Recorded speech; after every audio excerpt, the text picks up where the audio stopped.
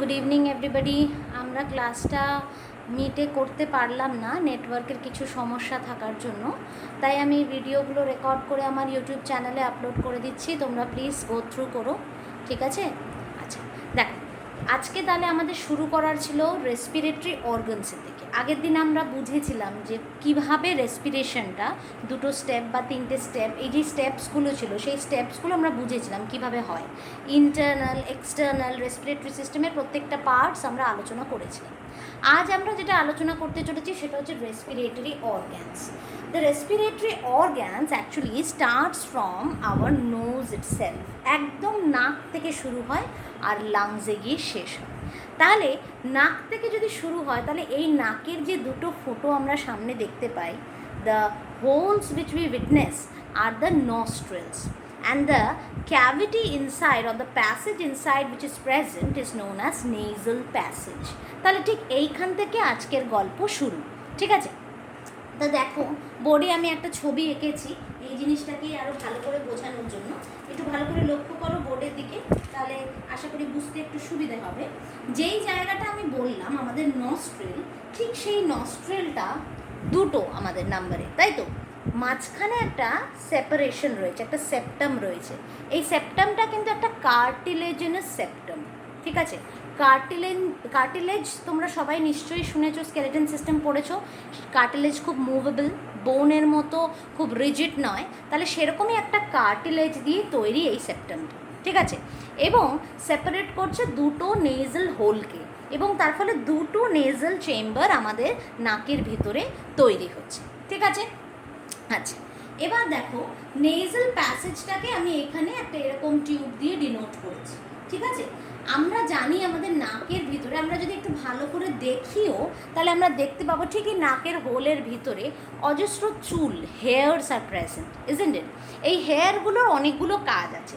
আমরা যখন করে এয়ারটা ভিতরে নিচ্ছি তখন এই হেয়ারগুলো থাকার ফলে যত ডার্ট পার্টিকেল আছে এয়ারের মধ্যে, larger particles, they all are filtered by the hairs present inside our nose, ঠিক আছে? নাকের মধ্যে যে হেয়ারসগুলো রয়েছে তারা ওটাকে ফিল্টার করে দিচ্ছে। তারপর কি করছে, যেই এয়ারটা আমরা করে নিচ্ছি সেটাকে ওয়ার্ম আপ করছে। দেখবে নাক থেকে যে হাওয়াটা বেরোচ্ছে সেটাও কিন্তু খুব ওয়ার্ম এয়ার। এটা আমরা আরও ভালো বুঝতে পারি শীতের দিনে, তাই তো? তাহলে যেইটা নিচ্ছি ভিতরে সেটা কিন্তু ওয়ার্ম আপ হয়ে যাচ্ছে, এয়ারটা কিন্তু ময়েশ্চার্ড হয়ে যাচ্ছে এবং ওয়ার্ম হচ্ছে। এর মধ্যে ওয়াটার ভেপার, মানে আমাদের নাকের এই সাইডসগুলোতে না মিউকাস সিক্রিট করার মতো কিছু সেলস রয়েছে, তারা মিউকাস সিক্রিট করছে এবং তার জন্যেই এয়ারের মধ্যে ময়েশ্চার ভরে দিচ্ছে, ঠিক আছে? এবং এই এয়ারটা যখন আস্তে আস্তে নাক থেকে হয়ে আমাদের উইন্ড পাইপ অবধি আসছে, ততক্ষণে যে এয়ারটা ঢুকছে that is a moisturised air, that's a warm air, and the air is filtered from larger dirt particles. এই হেয়ারটা কিন্তু এই কাজগুলো করতে সাহায্য করে। এই ফিল্ট্রেশনের কাজটা কিন্তু নাকের মধ্যে থাকা হেয়ারসগুলো করতে সাহায্য করে, ঠিক আছে? তাহলে আমরা এবার ছবির দিকে একটু মুভ করছি, দেখো ভালো করে বোঝার চেষ্টা করো। এই প্যাসেজটাকে আমরা নেজাল চেম্বার বলতে পারি।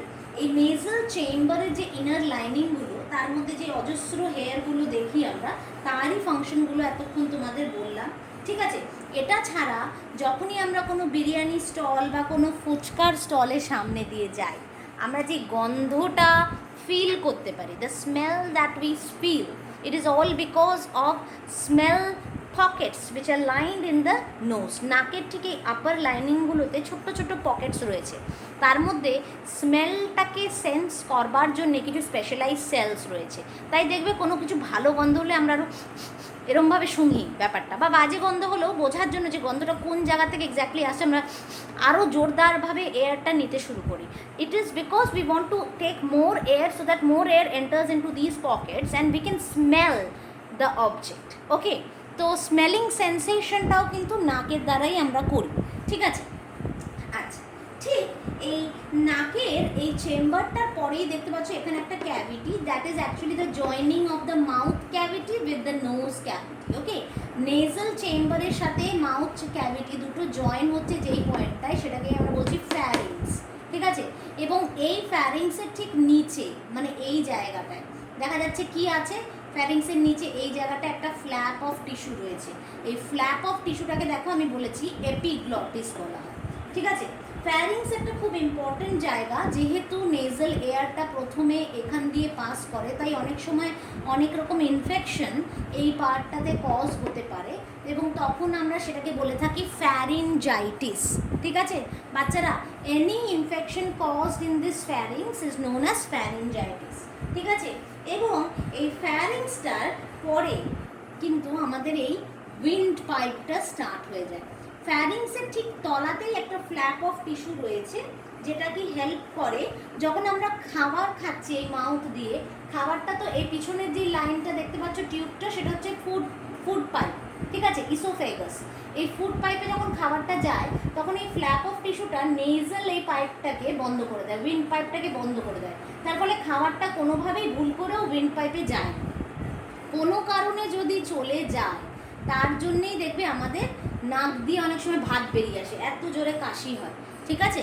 কোনো কারণে যদি ঢেকুর ওঠা বা কোনো কারণে কাশি হয়ে গেলো হঠাৎ করে খেতে গিয়ে, তখন এপিগ্লটিসটা প্রপার ক্লোজার হতে পারে না বলেই উইন্ড পাইপের মুখটাকে ঢাকতে পারে না, এবং ঢাকতে পারে না বলে খাবারটা ভুল করে ফুড পাইপের থেকে জাম্প করে উইন্ড পাইপে চলে যায়, এবং তখন ওটা due to irritation in the wind pipe ওটা নাক দিয়ে বেরোয় খাবারটা, ঠিক আছে। তাহলে এপিগ্লটিসটা কি? এই যে স্ট্রাকচারটা এখানে পয়েন্ট করেছে, এটা muscular flap of tissue that covers the wind pipe during swallowing, ঠিক আছে। আচ্ছা, যদি ইনকমপ্লিট হয় এই ক্লোজারটা, এপিগ্লটিস যদি প্রপারলি ক্লোজ না করতে পারে উইন্ড পাইপকে, তাহলে কিন্তু সঙ্গে সঙ্গে আমাদের কাশি শুরু হয়ে যায়, এবং যদি ভাত আটকে থাকে তাহলে ভাতটা নাক দিয়ে বেরিয়ে আসে, ঠিক আছে। আচ্ছা, ফ্যারিংসের ঠিক নিচে আমরা দেখতে পাচ্ছি এপিগ্লটিস। এপিগ্লটিসের তলাতেই আমি এখানে গ্রিন কালারের পয়েন্ট করেছি।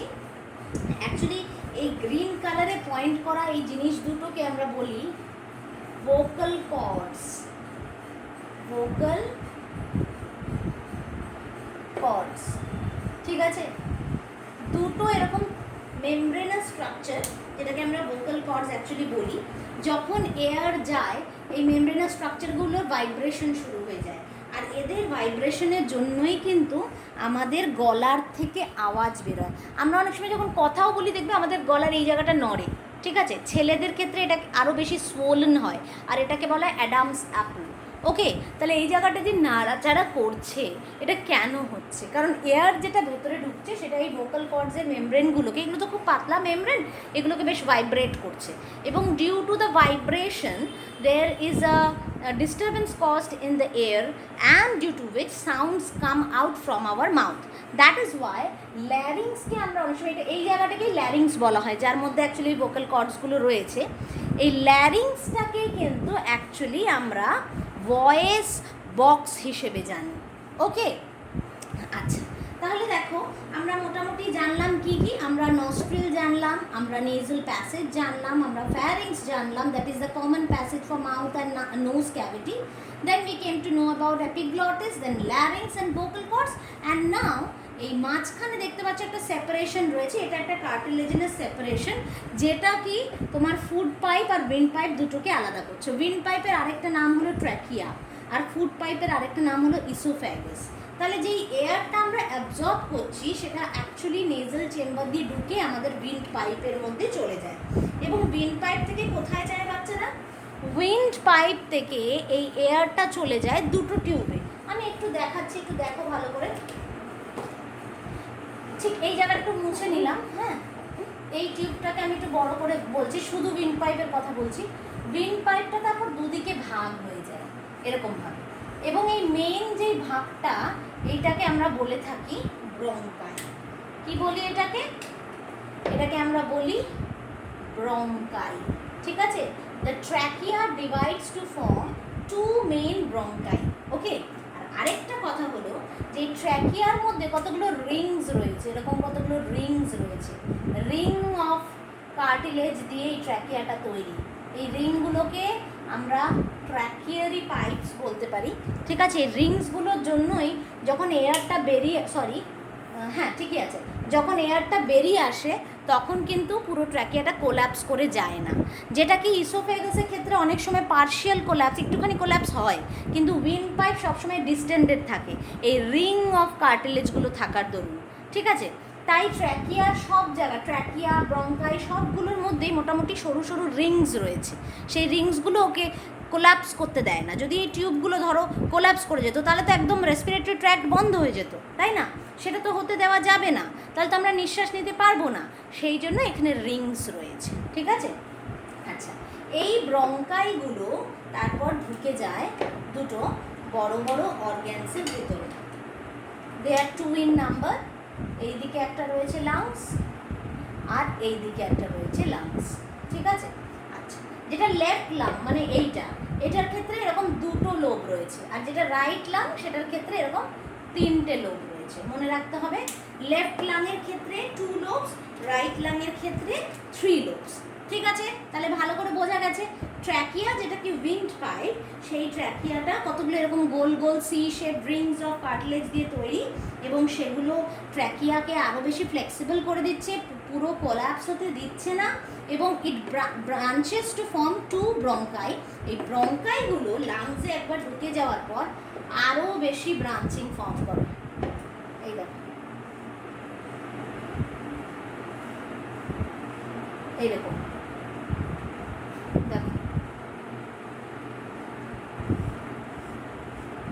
এরকম কতগুলো ব্রাঞ্চেস ফর্ম করে, ঠিক আছে? এই ব্রাঞ্চগুলো আরও ফার্দার ডিভাইড করে,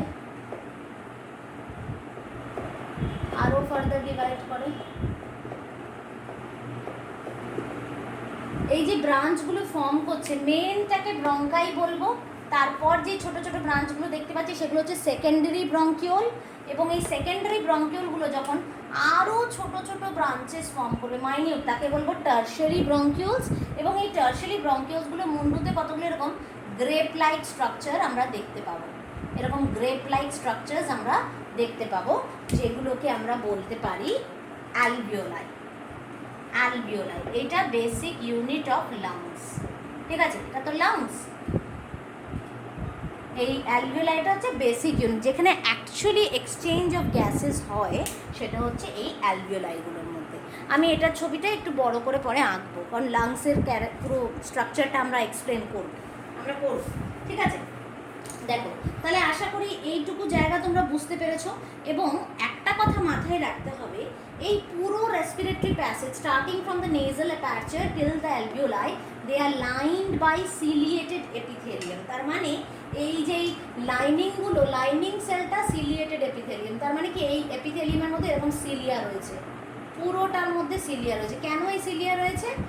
মুভ করানোর জন্য এয়ারটাকে, এবং ফিল্ট্রেশন করার জন্য, ঠিক আছে? সিলিয়েটেড এপিথেলিয়াম রয়েছে। সিলিয়েটেড এপিথেলিয়াম দিয়ে পুরো এই নেজাল যতগুলো টিউবস আছে সবকটা লাইন করা রয়েছে। কিছু না কিছু তো একটা টিস্যু দিয়ে লাইনিং হবে। আমরা জানি লাইনিং টিস্যু সবসময় এপিথেলিয়াম টিস্যুর অনেকগুলো টাইপস আমরা পড়েছি, তার মধ্যে একটা সিলিয়েটেড ছিল। তাহলে রেসপিরেটরি সিস্টেমে যেই এপিথেলিয়ামটা আমরা দেখতে পাবো, প্রশ্ন যদি দেয় what type of epithelial tissue is found in the respiratory passages, we have to remember that there is ciliated epithelium. It helps to filter the air more and more. আর আরেকটা হচ্ছে কি, পুশ দ্য এয়ার ফরওয়ার্ড, ঠিক আছে? আচ্ছা, দেখ এবার next আমরা আমি তাহলে বোর্ডটা এখনের জন্য মুছে দিচ্ছি, কারণ আমি লাংসটা একটু বড় করে আঁকতে চাই, ঠিক আছে? আমি এটা মুছে দিলাম। লাংসের ডিটেল স্ট্রাকচারটা তাহলে আমরা একটু দেখে নেব, ঠিক আছে?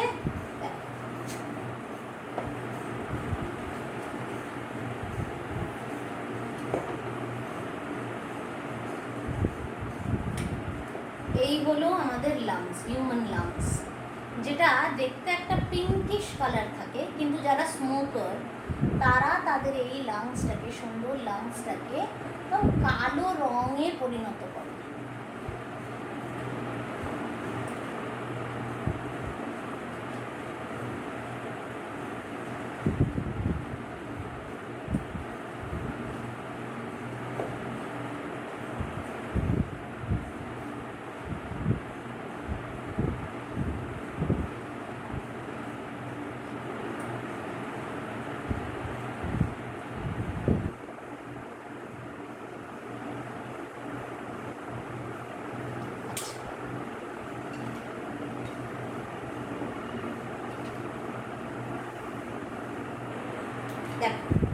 বুঝতে পাচ্ছ এই দুটো লাংস আমাদের। এই ব্রাঞ্চিংটা একটু বাজে দেখতে হয়েছে, আমি অতটা পারফেক্ট আঁকতে পারছি না ঠিক, লাইভ ক্লাস তো।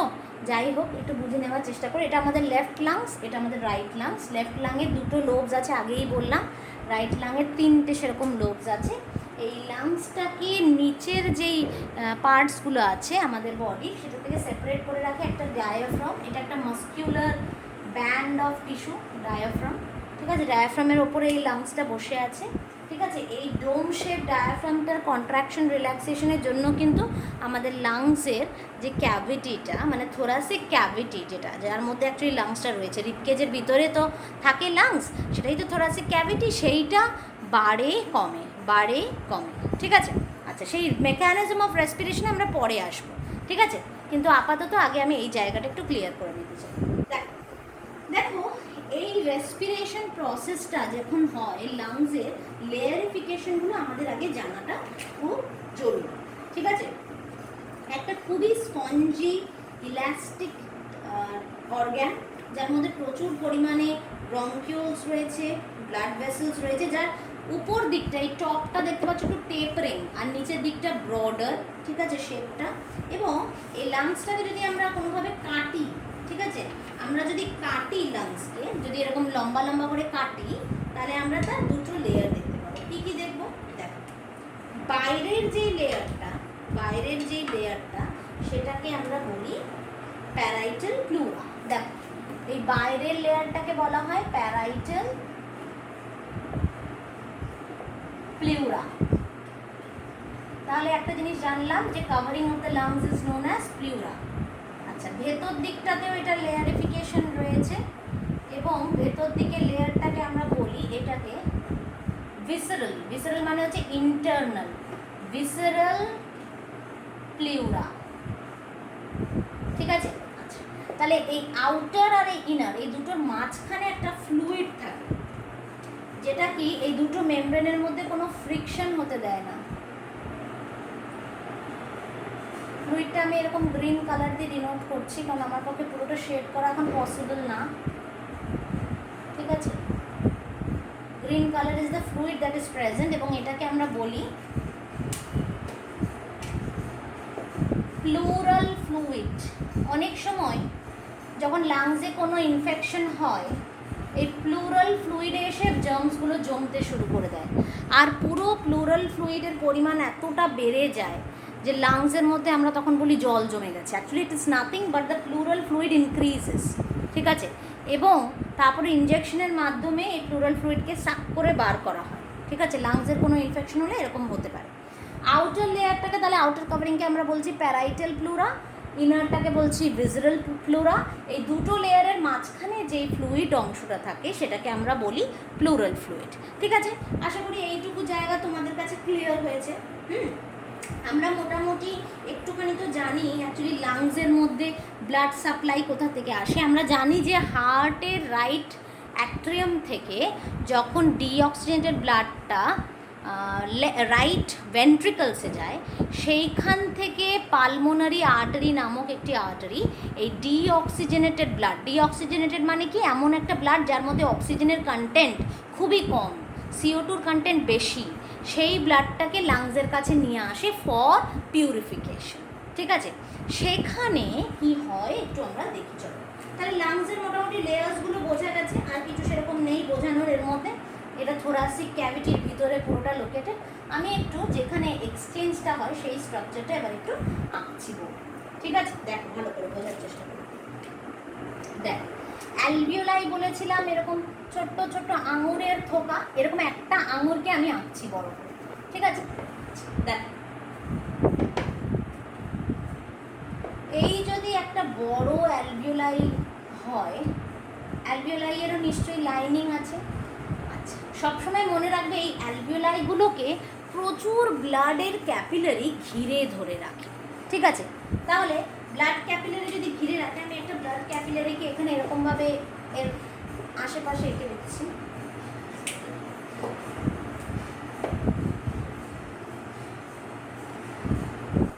এরকম করে এঁকে দিচ্ছি। ঠিক আছে, এই ব্লাড ক্যাপিলারির মধ্যে দিয়ে তাহলে ব্লাড ঘুরছে, মানে আরবিসি ঘুরছে, যে কি এয়ারের থেকে, লাংসের মধ্যে তো এয়ার থেকে এয়ারটা ঢোকে, তাহলে এয়ারের মধ্যে থাকা প্রচুর অক্সিজেন যেগুলো, সেগুলো এই ব্লাড ক্যাপিলারিতে এসছে। অথচ অ্যালভিওলাইয়ের কাছে কি আছে? অ্যালভিওলাইয়ের কাছে CO2 ওয়ালা ব্লাড রয়েছে, CO2 কন্টেন্ট ব্লাড, মানে যার মধ্যে বেশি CO2 আছে। আর এখানে এই ক্যাপিলারিতে কি আছে? ক্যাপিলারিতে আছে হলো O2 কন্টেন্ট ব্লাড। এই অ্যালভিওলাইয়ের যে লাইনিংটা, এই এপিথেলিয়াল লাইনিংগুলো খুব পাতলা, খুব সরু, সিঙ্গেল লেয়ার এপিথেলিয়াম, এন্ডোথেলিয়াম দিয়ে তৈরি, ঠিক আছে, সিঙ্গেল লেয়ার অফ এপিথেলিয়াম। তাহলে কি হয়, এই অক্সিজেনগুলো যেটা ব্লাডের মধ্যে এসছে তারা ভিতর দিকে ঢোকে, O2 moves in, O2 moves in. আর তার বদলে কি হয়, CO2 গুলো যেটা ঢুকে আছে এই অ্যালভিওলাইয়ের ভিতরে, এই মেমব্রেনকে পার করে ওরা এই ব্লাডটায় ঢুকে যায়। CO2 moves out, CO2 moves out. আশা করি বোঝা যাচ্ছে আমার কথাগুলো, CO2 মুভস আউট। তাহলে কি হলো, অ্যাকচুয়ালি লাংসের কোন পার্টে গিয়ে তাহলে এক্সচেঞ্জটা হলো? এক্সচেঞ্জটা হলো এই জায়গায়। কোথায় সেটা? ইন দ্য, এখানে লিখে দিলাম মনে থাকার জন্য, in the alveoli, in that grape-like structure which is present at the end of the tertiary bronchioles of the lungs, there actually the exchange of gases occur. যেখানে আমরা দেখতে পাই যে ব্লাডের মধ্যে থাকা O2টা ঢুকে যায় অ্যালভিওলাইয়ের মধ্যে, আর CO2 যেটা আমাদের হার্ট পাঠিয়েছিল লাংসের কাছে, সেটা রিমুভড হয়ে যায়, সেটা ব্লাডের মধ্যে ঢুকে যায়। তার ফলে এই যে ব্লাডটা এবার তৈরি হলো, এটা হয়ে গেল অক্সিজেনেটেড ব্লাড, তাই তো? যেটা ডিঅক্সিজেনেটেড হয়ে অ্যাকচুয়ালি অ্যালভিওলাইয়ের কাছে এসেছিল, it became oxygenated in the alveoli, and now this alveoli moves to the heart again. How? লাংসের থেকে পালমোনারি ভেন এই অক্সিজেনেটেড ব্লাডটাকে নিয়ে লেফট অরিকলে পৌঁছে দেয়, যেখান থেকে সেটা লেফট ভেন্ট্রিকলে যায়, আর সেখানে থাকা সবথেকে লার্জেস্ট আর্টারি যার নাম অ্যাওর্টা, সে সেই অক্সিজেনেটেড ব্লাডটাকে আমাদের এন্টায়ার বডির মধ্যে সাপ্লাই করে দেয়। তাহলে এই ছিল মেকানিজমটা এইখানকার। এবার মেকানিজম অফ ব্রিদিংটা আমি বোঝাবো, তবে সেটা আমরা আমাদের পরের ক্লাসে বুঝবো, ঠিক আছে? আজকের জন্য এতটুকুই যথেষ্ট। তোমরা দয়া করে এটা প্লিজ পড়ো ভালো করে বইয়ের থেকে, কারণ এটা একটু কঠিন আছে, অনেকগুলো পার্টস পড়তে হবে তোমাদের। আর এই ভিডিওটা দেখে আমাকে জানিও যদি কোনো জায়গায় কোনো কিছু বুঝতে অসুবিধা হয়ে থাকে, ঠিক আছে? Thank you.